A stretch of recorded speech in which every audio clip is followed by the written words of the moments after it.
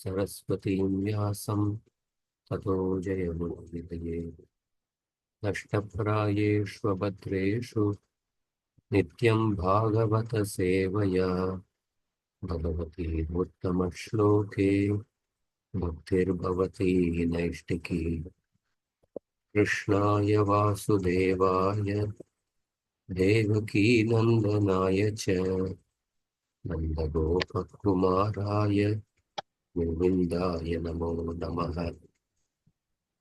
ॐ ज्ञानतिमिरन्धस्य ज्ञानाञ्जनशलाकया चक्षुरोन्मिलितं येन तस्मै श्रीगुरवे नमः।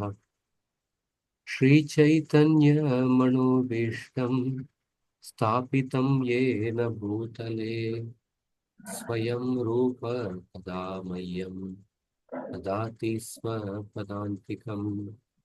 वन्देऽहं श्रीगुरो श्रीयुतापदकमलं श्रीगुरून् वैष्णवांश्च श्रीरूपं साग्रजातां सहगणा रघुनाथान्वितं तं सजीवं साद्वैतं सावधूतं परिजनासहितं कृष्णचैतन्यदेवं श्रीराधा कृष्णपदान् सहगणा ललिता श्रीविशाखान्वितांश्च। हे कृष्ण करुणा सिन्धो दीनबन्धो जगत्पते गोपेश गोपिकान्त राधाकान्त नमोऽस्तुते। तप्तकाञ्चन गौराङ्गी राधे वृन्दावनेश्वरी वृषभानुसुते देवी प्रणमामि हरिप्रिये। वाञ्छाकल्पतरुभ्यश्च कृपा सिन्धुभ्य एव च पतितानां पावनेभ्यो वैष्णवेभ्यो नमो नमः। जय श्री कृष्ण चैतन्य प्रभो नित्यानंद श्री अद्वैत गदाधर श्रीवासादि गौर भक्तवृंद। हरे कृष्ण कृष्ण कृष्ण हरे हरे, हरे Ram Ram Ram Hare Hare.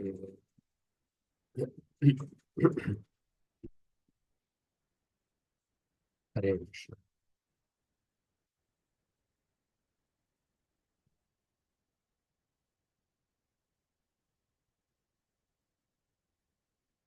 We'll continue the discussion on the Dhruva Maharaj story.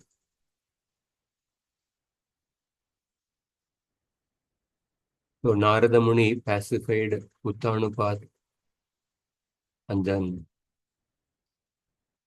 Uttanapad, Uttanapad was lamenting that his child Dhruva, whether he's alive or whether he's dead, because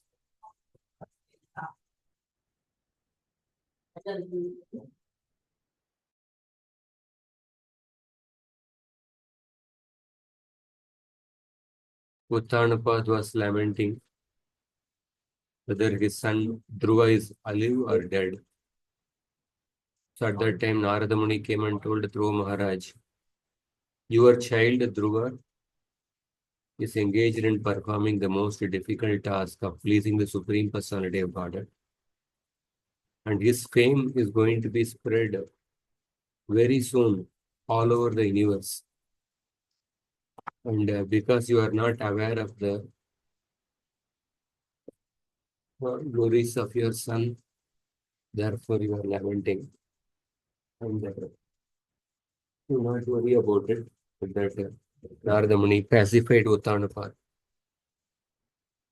And then Maitreya Rishi describes the austerities performed by Dhruva Maharaj. So we'll discuss on the 72nd shloka. Triratrante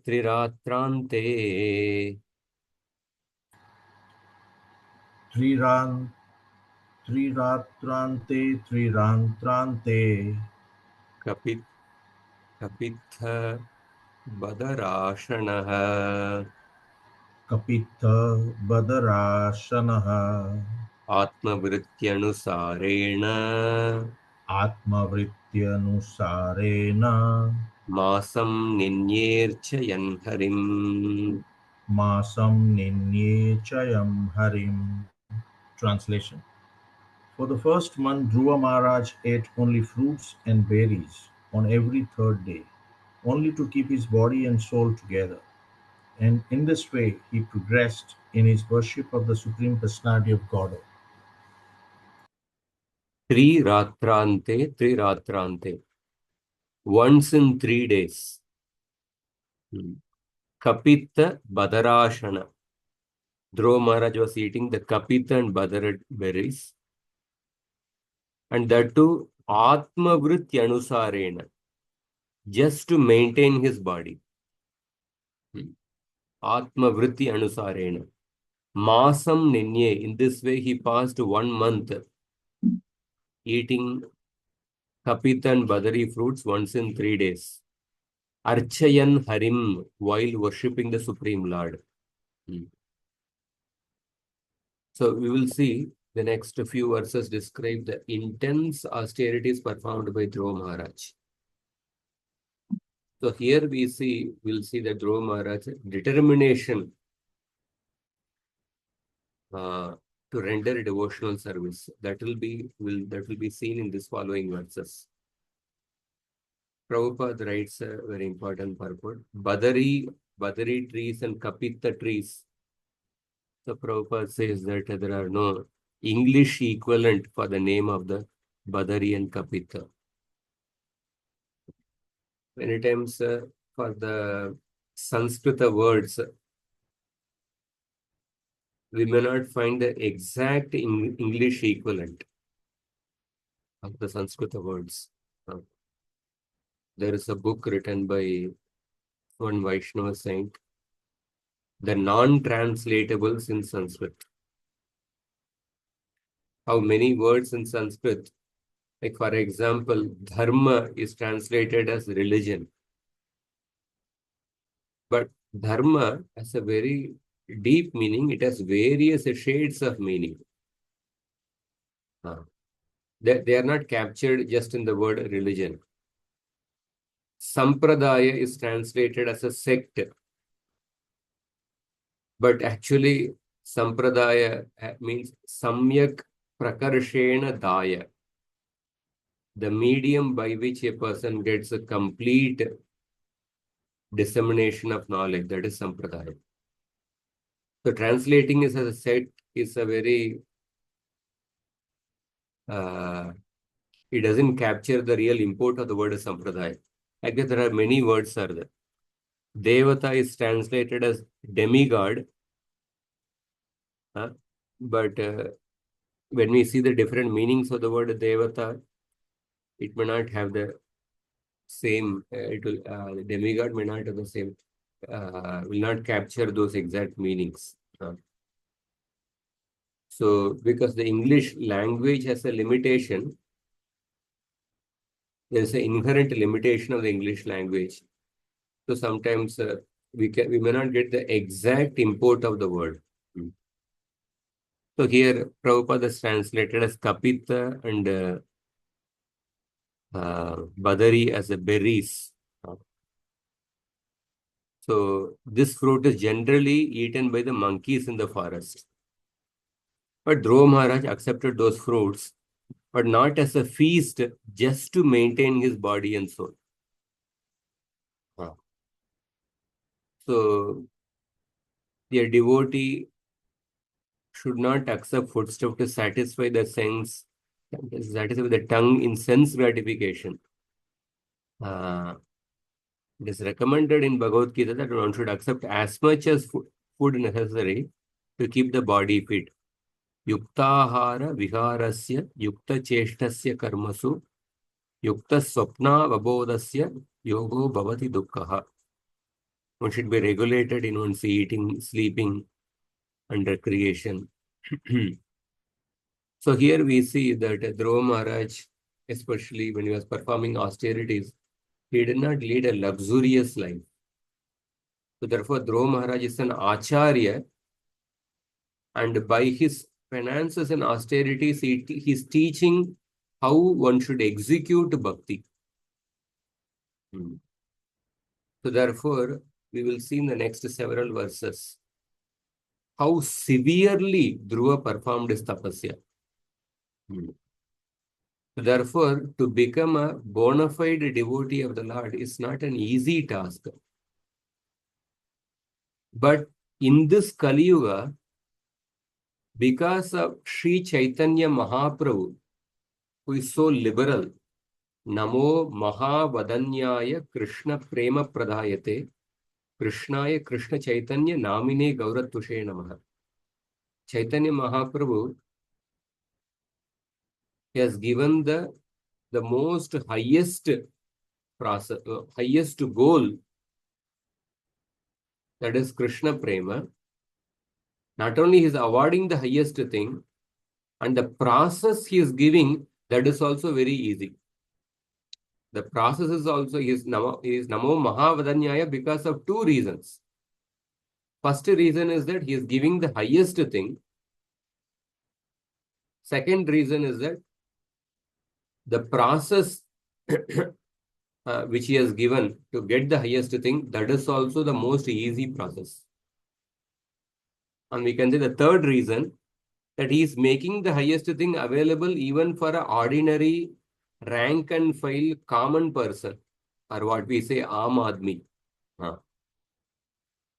There is a beautiful shloka, the Chaitanya Charitamrita, Madhya Leela,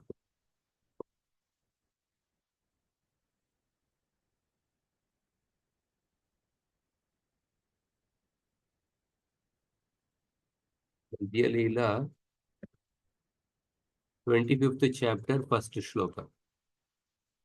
25th, no, one minute.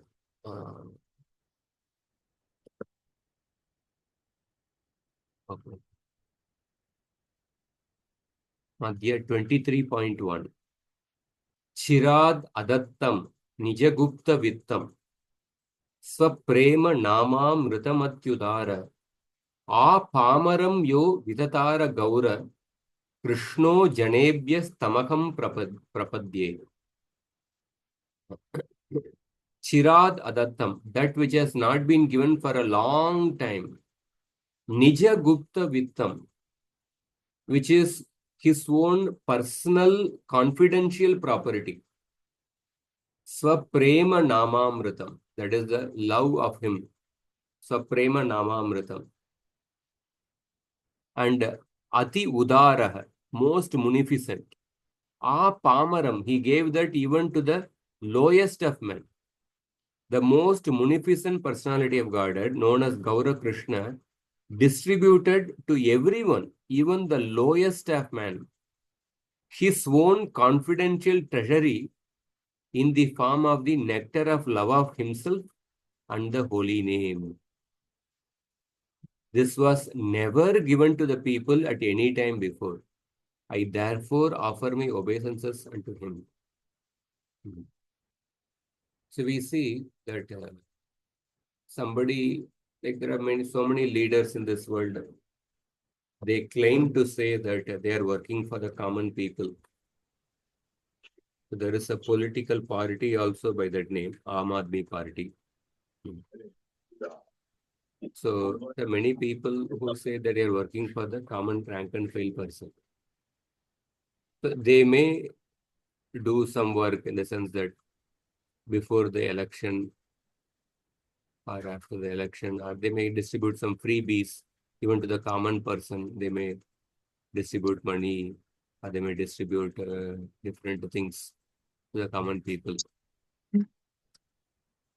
But how many people distribute one's own confidential treasury to the common people? Nija Gupta Vittam. Nija Gupta Vittam. Mahaprabhu distributed once his own confidential treasury in the form of the love of himself. And that too, somebody distributes one's own confidential treasury, but he will give it to his own son, his own grandson, or his own daughter. But Mahaprabhu distributed his own confidential treasury even to the lowest of men. Therefore, he is called the most munificent. So, Prabhupada is writing here that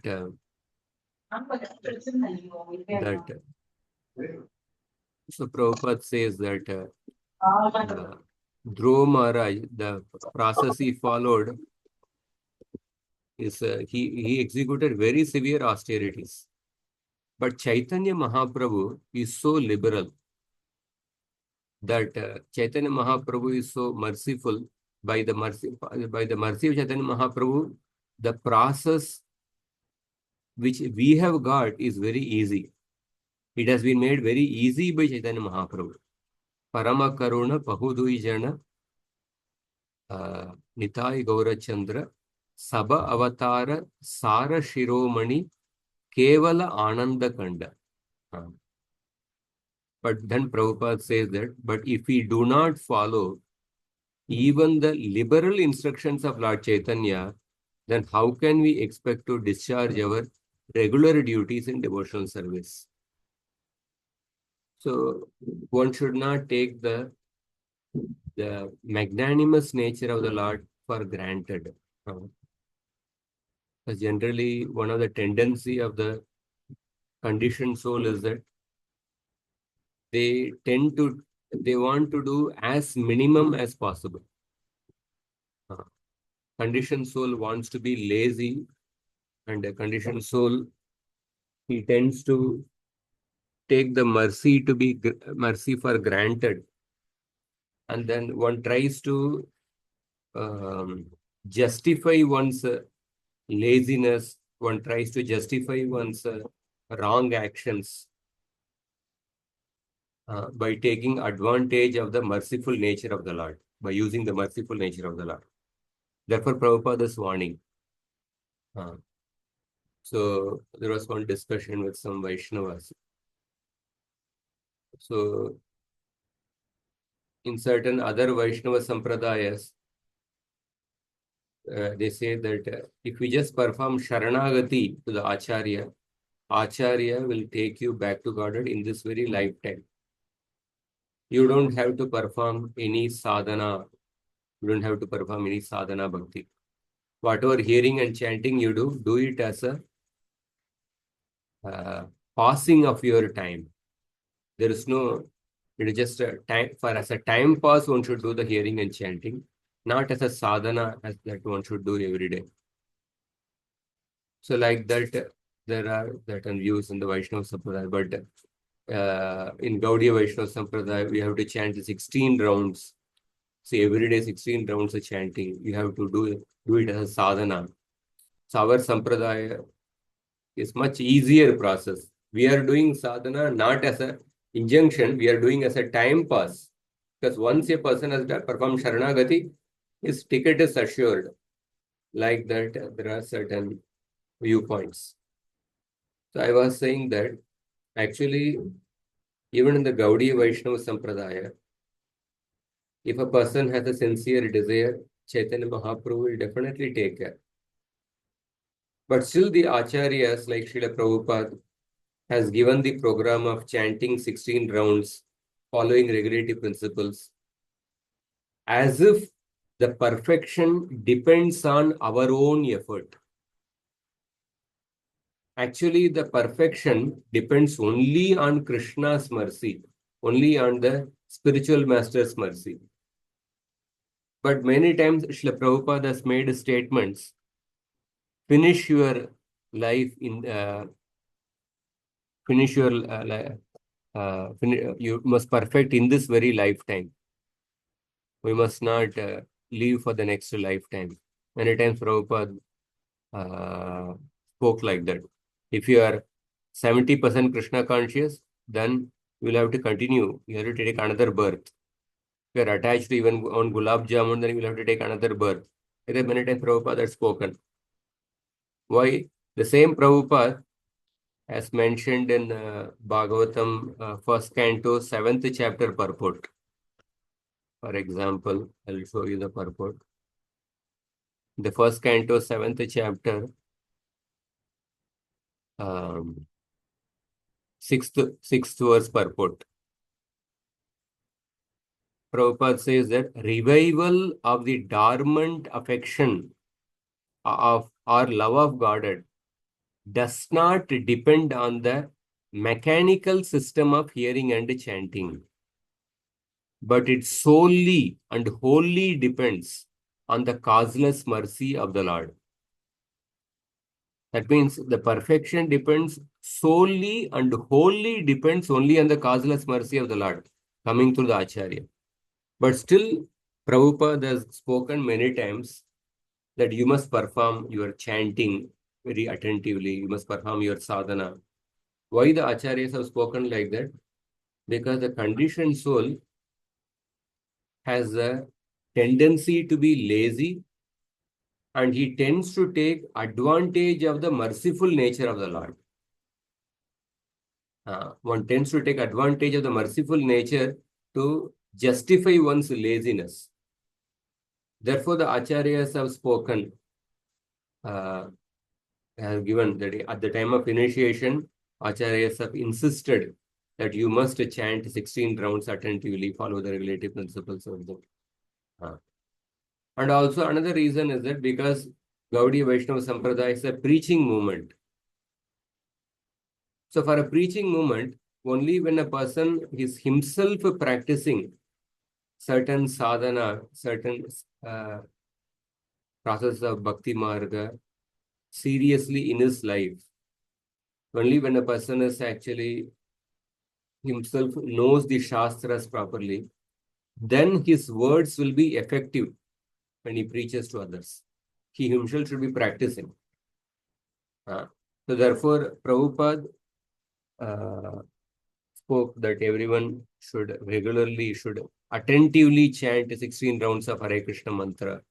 He has given a serious program of sadhana. Because it is important for preaching, and also because one knows that the conditioned soul has a lazy nature. So therefore, Prabhupada says that in this age, definitely it is not possible to follow the same austerities performed by Dhruva Maharaj. But still the principles exhibited by Dhruva Maharaj must be followed. We should not disregard the regulative principles given by our Guru because they make it easier for the conditioned soul. So in the ISKCON, we have 4 regulative principles: no meat eating, no intoxication, no illicit sex and gambling, and chanting 16 rounds. So instead of eating luxurious overeating of prasadam, overeating just for the satisfy the tongue, eat the prasadam offered by the Lord. Okay, if a person wants to eat tasty foods, there is no problem. One may eat variety of foodstuffs, but always eat prasadam offered to Krishna, and secondly, do not overeat. So, and of course, then Prabhupada also says that, but when it is time for fasting, Ekadashi, one must also observe the Ekadashi very carefully. Madhava Titi Jatani Palani. Ekadashi is considered to be the mother of devotion. One must observe Ekadashi properly. But during Ekadashi, the Lord should be given prasad, should be offered bhoga. He should not be made to fast. And also then Prabhupada says that definitely we cannot perform the austerities the way Dhruva Maharaj performed. But Chaitanya Mahaprabhu has given concessions possible for this age. So at least we should always remember that neglect of our prescribed duties in devotional service will not make us successful in the mission we have undertaken. It is our duty to follow in the footsteps of Dhruva Maharaj, for he was very determined. We should also be determined to finish our duties in executing devotional service in this life. We should not wait for another life to finish our job. So just you can contrast this particular purport where Prabhupada is emphasizing so much about the importance of our own effort. We should not neglect our prescribed duties. But just now back I wrote the another purport, that is 1.7.6, where Prabhupada says that revival of the dormant affection or love of God does not depend on the mechanical system of hearing and chanting, but it solely and wholly depends on the causeless mercy of the Lord. So then one may say that when a person hears only this statement, oh, everything depends only on the causeless mercy, so let me not put effort only, because it does not depend on my effort, it depends only on the causeless mercy. So like that, by hearing this statement, one can become lazy. But therefore, in order to not become lazy, Prabhupada has given statements like this, that one should not neglect one's prescribed duties in devotional service. But then by reading only this statement, one may think that, oh, I am performing my prescribed duties properly. Therefore, I will be able to go back to Godhead. I will be able to attain love of Krishna by my own effort, because I am chanting properly. I am getting up in the morning. Like that one may think.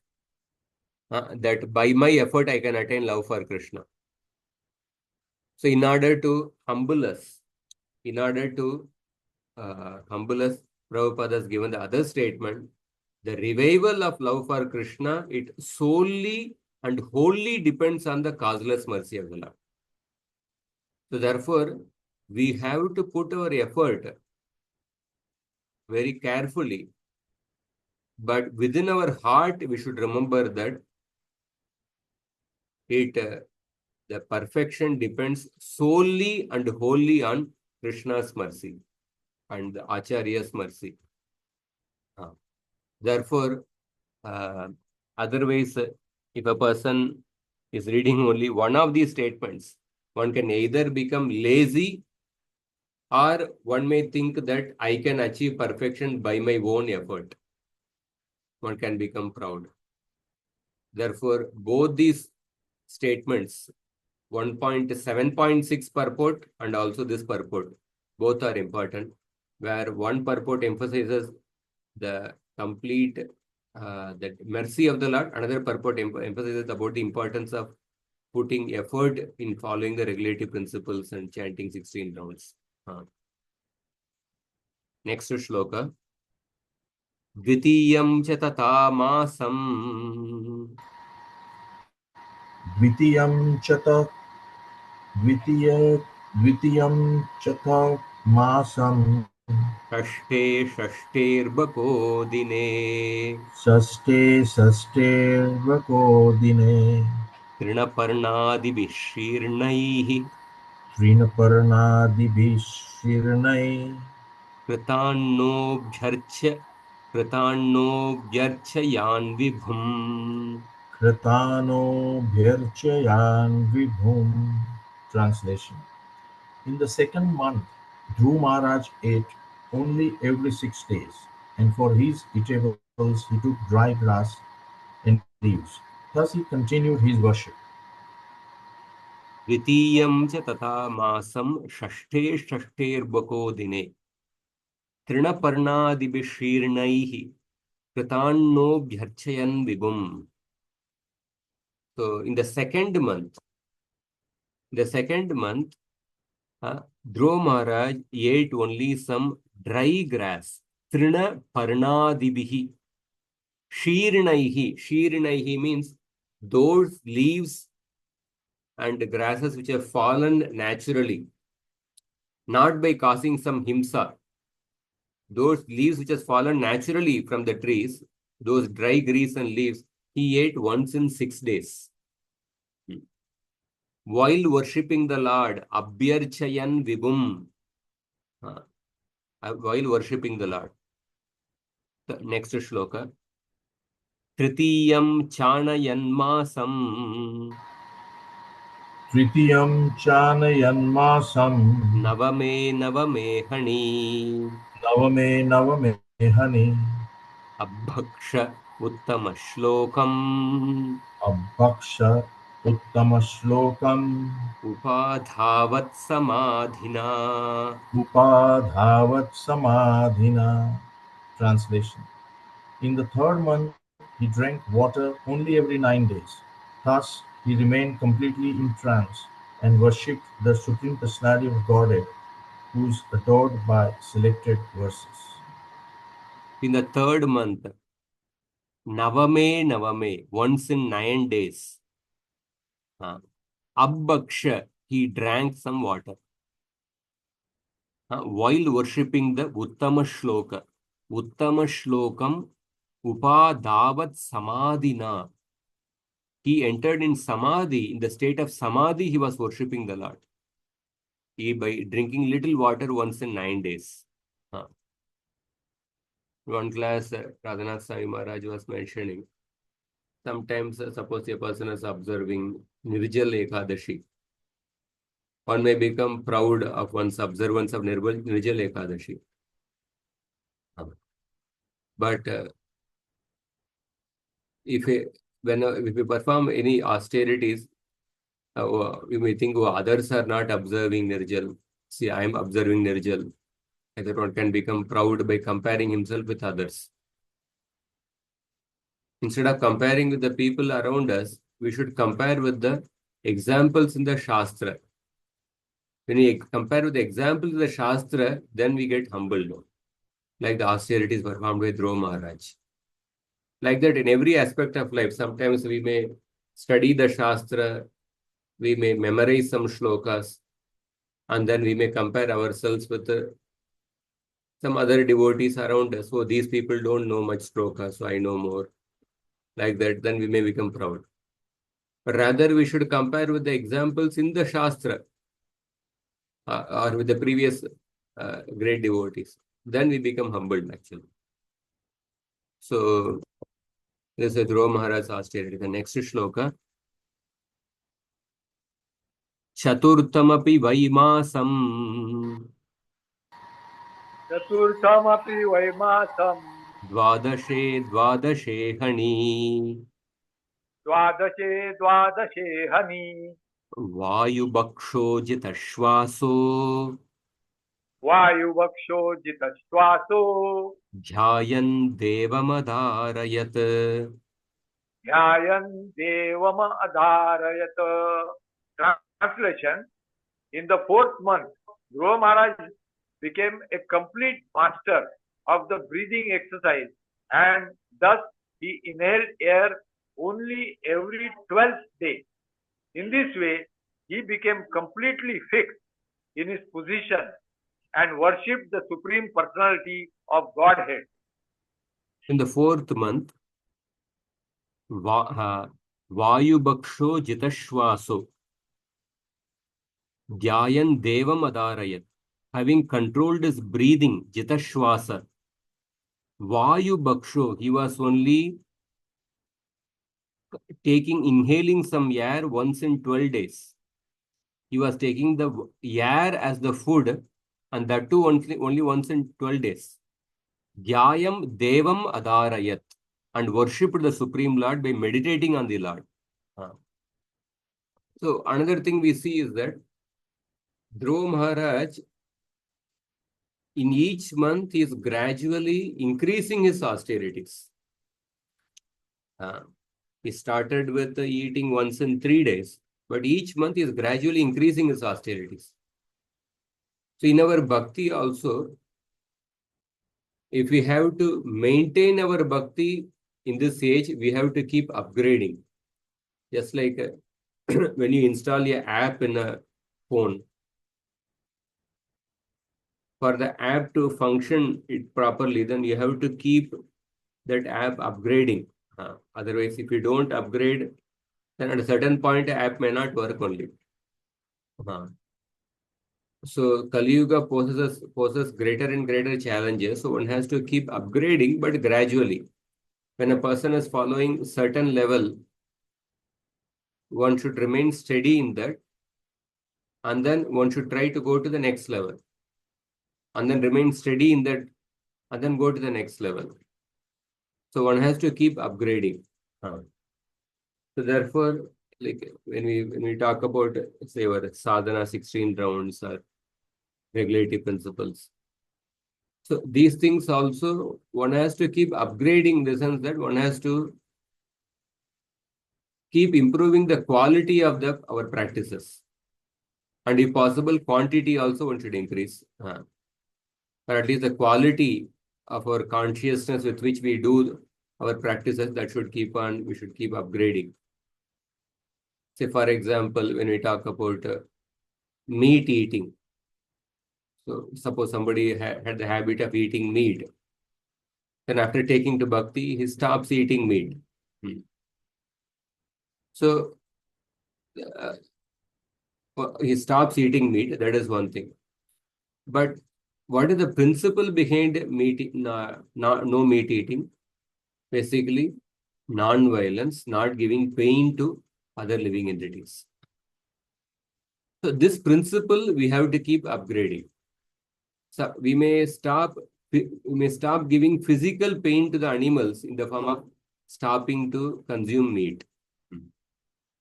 But we may be giving certain verbal pain to other people through our words. Or we may be thinking ill of others in our mind by our thoughts. So therefore, we have to practice the principle of no meat eating,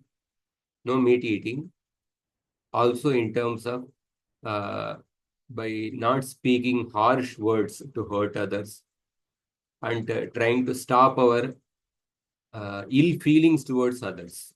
In that way, we have to keep upgrading the principle of no meat eating. No intoxication. So somebody had a habit of certain intoxication. One stops that. But then when a person starts practicing bhakti, sometimes one can become intoxicated with pride. So one has to avoid that intoxication also. No illicit sex. One may start practicing this principle, but then sometimes no illicit sex also means that on a deeper level, it means that to be chaste to the sampradaya which we are following, to be chaste to the guru whom we have taken shelter. Sometimes one can, sometimes there are people after some years that one can become unchaste to the guru or the sampradaya. One can go to somebody else. One may leave the connection with the guru or the sampradaya. And no gambling. Gambling is the actual gross gambling. But another subtle aspect of gambling is that gambling with the truth through mental speculation. Through mental speculation. So one should avoid the habit of mental speculation. Gambling can also mean wasting time. In the gambling, the gross gambling, a person invests some money with the expectation to get more in return through certain improper ways. But another aspect of gambling is that spending our time in certain useless activity, that is also gambling. So one has to upgrade one's practice of regulative principles. One should also upgrade one's quality of chanting. So initially one may just somehow chant 16 rounds. Sometimes devotees, they keep chanting 16 rounds till late in the night, 10:30, 11, and they finish 16 rounds before 12 o'clock on that day. But what is the quality of chanting? It may be the night time when you are just chanting, somehow you are trying to drag your rounds. But as time progresses, one should improve your quality of chanting. That means give priority to chanting by trying to chant as many rounds as possible in the morning. And with an attentive mind, with a prayerful mind. So therefore, just like Dhruva Maharaj was gradually increasing the level of his austerities, we must also try to increase our level of our practice of relative principles, or chanting the holy name, or quality of our different services which we are rendering, or increasing our services, increasing our responsibilities. So this is something we can see. And then in the 5th month, Panchame Masya Nuprapte Panchame masya anuprapte Jitashvaso Nrupatmajah jitaswaso nripatmajah Dhyayan Brahmapadaikena chayan brahmapadaikena Tasthau Sthanurivachalah. tastu sthanurvachalah. Translation. By the 5th month, Maharaj Dhruv, the son of the king, had controlled his breathing so perfectly that he was able to stand on only one leg, just as a column stands, without motion, and concentrate his mind fully on the Parabrahman. So Jitashvaso, by controlling his breath, Dhruva Maharaj meditating on the Lord. Dhyayan Brahma Padaikena. Sthanu means pillar. He stood motionless. Sthanuriva Achalaha.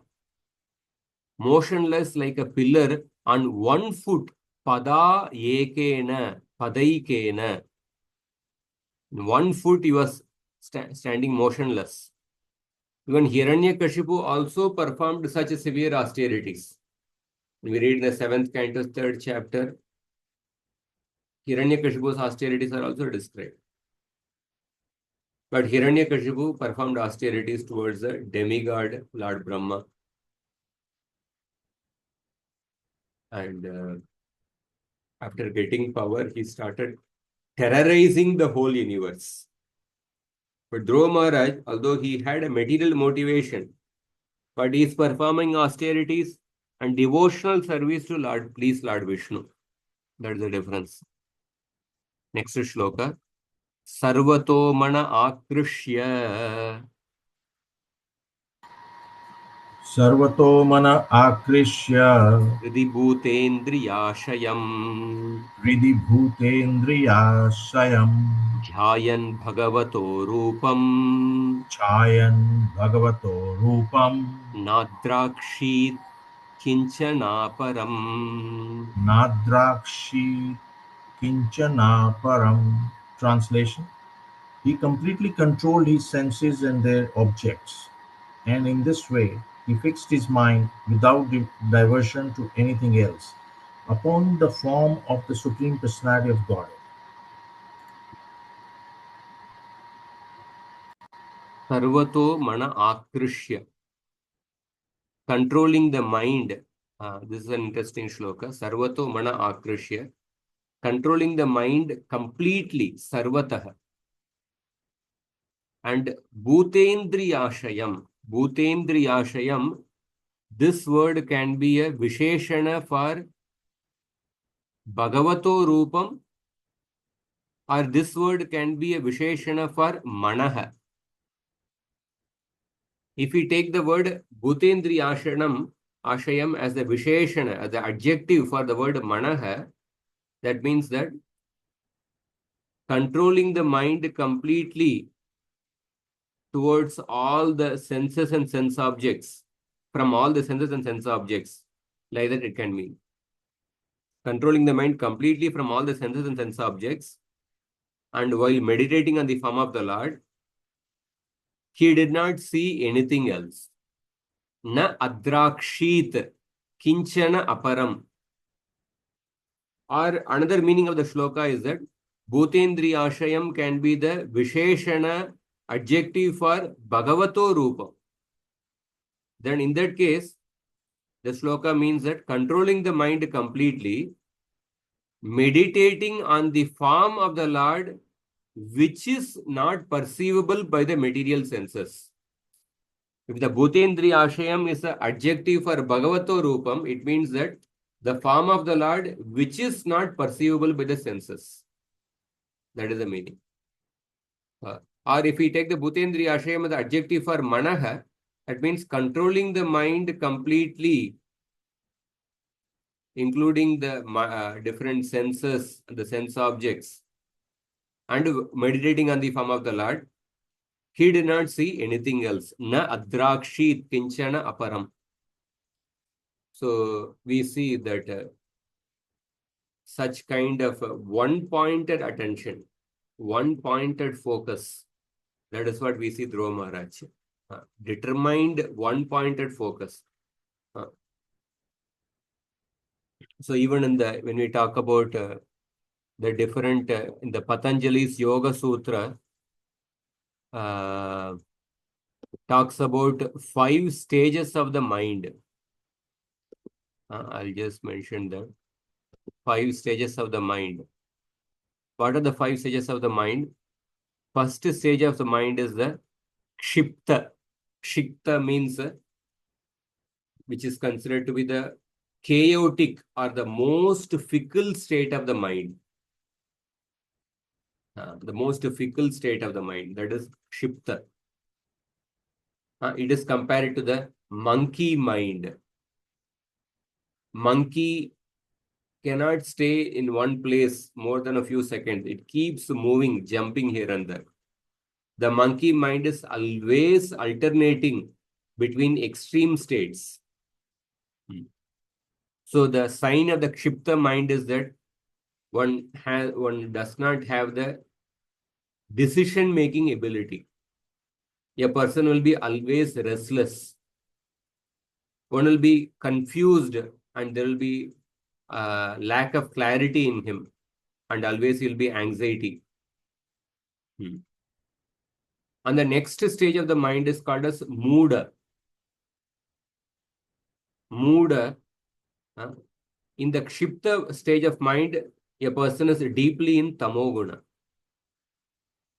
In Muda state, is in between Tamoguna and Rajoguna. From Tamoguna, the mind is coming towards the Rajoguna. That is the Muda. So Muda is like the donkey mind. So a person is infatuated with Kama, Krodha and Lobha. In the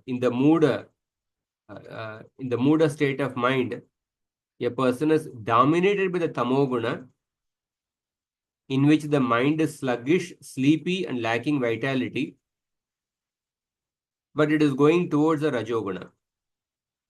So due to the sluggish nature of the mind, a lack of energy is observed in this state to deal with the subtle and the deep issues of life.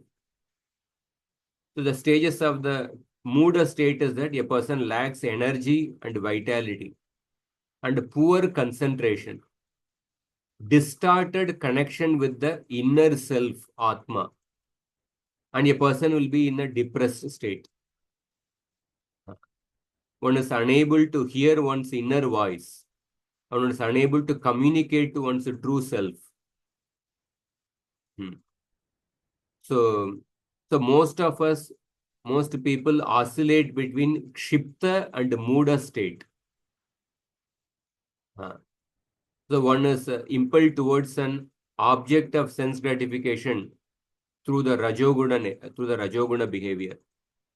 If the desired result is denied to us, or greater effort is required, then the dull mind, due to lack of concentration, find excuses and he gets entrapped into a feeling of dissatisfaction. In that way, he goes into sadness or depression. And the third state of mind is called as Vikshipta. Vikshipta is the butterfly mind. One moment a person has some clarity, but another moment he is confused. Like an unstable butterfly mind is always on the fly.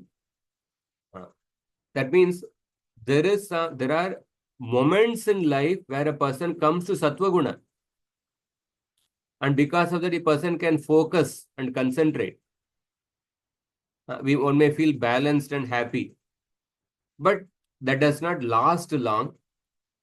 Then, as soon as some difficult and painful situations crop up, the mind gets distracted, and we again fall back into old patterns. And the mind is pulled away from sattva guna back to rajoguna or tamoguna. This is the vikshipta state where the mind is alternating between moments of clarity and distraction. So one is not fully in control of one's thoughts, but one is able to be aware of the certain subtleties of life. So in the vikshipta state, a person has a calm mind, but it gets easily distracted.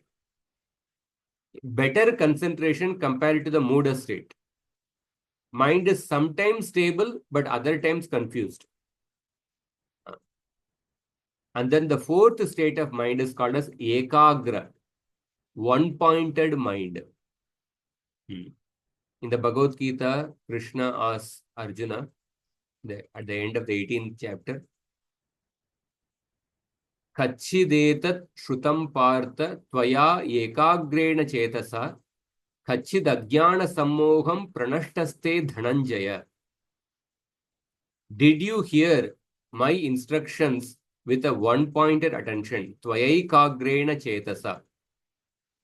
Kachid Ajnana Sammoham, is your ignorance dispelled? Are your doubts gone? Did you hear with one-pointed attention? That is what Krishna is asking Arjuna. So with a single-pointed focus, sharp intuitiveness, dissolved ego, and an awakened soul, an ekagra mind feels happy and whole. In ekagra mind, a person has much better focus, more awareness and clarity, and his ego has become very thin, and there is a strong awakening of intuition. And then the final stage of mind is the niruddha. Niruddha means fully focused mind. The word niruddha also comes in the Bhagavad Gita, 6th chapter. Which shloka? Bhagavad Gita, 6th chapter, when Krishna describes the state of samadhi. Yatro paramate chittam niruddham yoga sevaya. Yatra chaivat manatmanam pashyan atmani tushyati. Sukamatyat atyantikam yattat buddhigrahyam atindriyam. Vetti yatrana chaivayam sitas chalati tatvatah. Yamlabdva chaparam labam manyate nadikam tatah. Yasmin sitona dukkena gurunapi vichalyate. Samvidya dukkha samyogam vyogam yoga samyitam. Krishna is describing the state of samadhi. In that he says that niruddham yoga sevaya. Yatra uparamate chittam niruddham yoga sevaya. That means a person is completely restrained from matter. One has a fully focused mind. With absolute control over mind, body and senses in every phase, the niruddha mind glides through the life with a divine grace. The niruddha mind is the state of samadhi. A person is completely, one's mind is completely absorbed in Krishna. So Dhruva Maharaj had come to the state of niruddha state. That is why I wanted to explain this. He had come to the niruddha state. That is what is being explained here. That sarvato mana akrishya hridibhutendriyashayam dhyayam bhagavato rupam na adrakshit kinchana aparam na adrakshit. He did not see anything else. So Prabhupada says that the yogic principles of meditation are clearly explained here. one has to fix one's mind upon the form of the Supreme Personality of Godhead without diversion to any other objective. It is not that one can meditate or concentrate on an impersonal objective. To try to do so is simply a waste of time, for it is unnecessarily troublesome, or as explained in the Bhagavad Gita. So,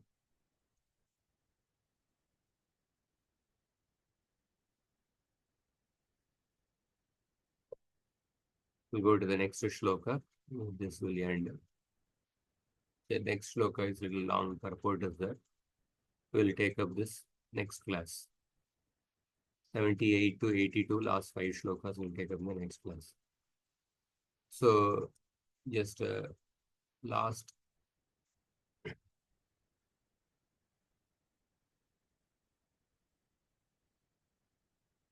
So, therefore, in the Bhagavad Gita, we hear that Chanchalam hi Manak Krishna Pramati Balavadridam Tasyaham Nigraham Manye Vayoriva Sudushkaram.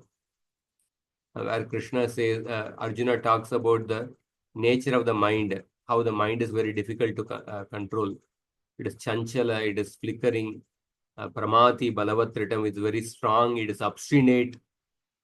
It is always Balavatritam, it is very fickle in nature. I can even control the wind, but it is very difficult to control the mind. So Arjuna describes in detail about how it is difficult to control the mind. So here Dhruva Maharaj had completely controlled the mind, but more than that, he has fixed his mind on the Supreme Personality of Godhead. And as a result of that, what happens? And what is the effect of Dhruva Maharaj's complete focus on Krishna? What is that effect on the whole universe? That will be seen in the next verses. So next few verses are very important, very profound lessons are there. We'll see in the next week. Hare Krishna. If anybody has any comments or questions.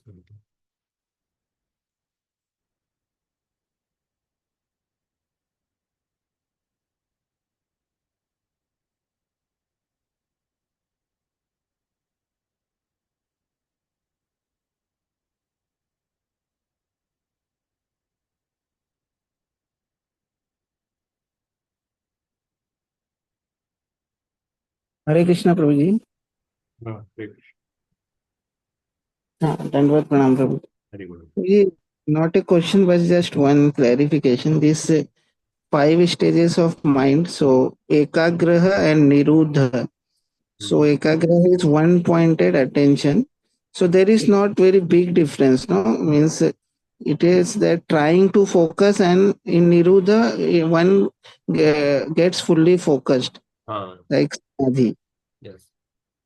Like in Bhagavad Gita, where Krishna also says that when one reaches this stage, he thinks that there is no better thing than this, and he never wants to leave that thing. So Ekagrata is like Sattva Guna, but Hmm. Niruddha is above the Sattva Guna, transcendental. Shuddha Sattva, like, okay. Yeah. So Vikshipta is deeply in Tamo Guna. So Muda is a person is coming towards Rajoguna. And then next is Vikshipta, Muda, and the third one? Vikshipta, Muda, Vikshipta, Ekagraha, Nirudha. No. First is Vikshipta, and then Muda. Then Vikshipta. Vikshipta. Vikshipta is a person is coming to Rajoguna. Ekagrasa is Sattva Guna, and then Niruddha is beyond Sattva Guna. That is stage of Samadhi. Okay, Prabhu. Very good. This very precise technical definitions are given in the Patanjali's Yoga Sutra. I just given the broad understanding. Hare Krishna, Prabhuji. Hare Bol.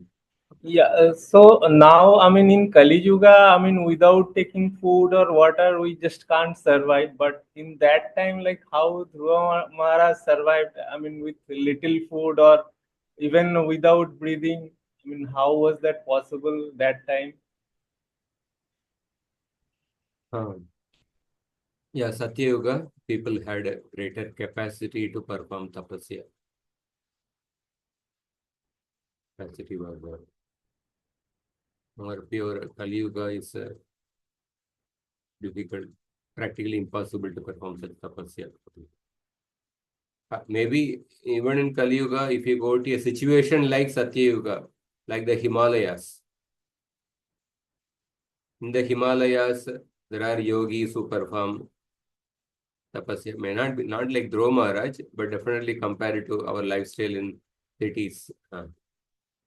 In the Journey Home book, Radhanath Swami Maharaj has written about this. Like he has spoken about many of the yogis he met in the Himalayas. Or some people were eating just one carrot once in several days, like that. So in the Himalayan region where there are pure atmosphere, people had capacity to perform tapasya also, greater capacity. Okay, so that is, I mean, for the yuga effect, I mean, they have greater amount of capacity. Okay, okay, I got it. And also, because a person has to utilize his free will to be determined to perform tapasya. Yoga may facilitate that, but very few people perform such tapasya because he himself is situated in Rajoguna Tamoguna. But Dhruva Maharaj, Yoga, of course, facilitated such tapasya, but he mainly, we want to highlight Dhruva Maharaj's quality of determination, how he was determined to execute devotional service. He wanted to minimize his bodily needs and increase his time for Krishna consciousness. So Prabhupada gives one very beautiful definition of self-realization. Self-realization means becoming more and more interested in the needs of the soul and becoming oblivious to the needs of the body and mind. Transcending the body of the needs of the body and mind and focusing more on the needs of the soul. That is self-realization. That is what we see in Dhruva Maharaj. And also, Prabhu, being a 5-year-old boy, one is that they are interested in playing, and when they are hungry, they cry also for food. So because of this, also it is very glorious. Dhruva became very glorious.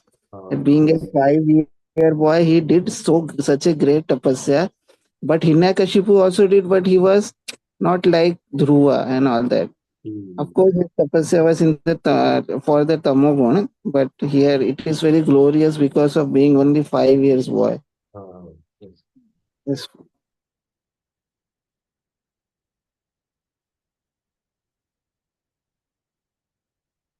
Thank you, bro. Thank you very much. I think we'll Thank end. you. Next week we'll continue.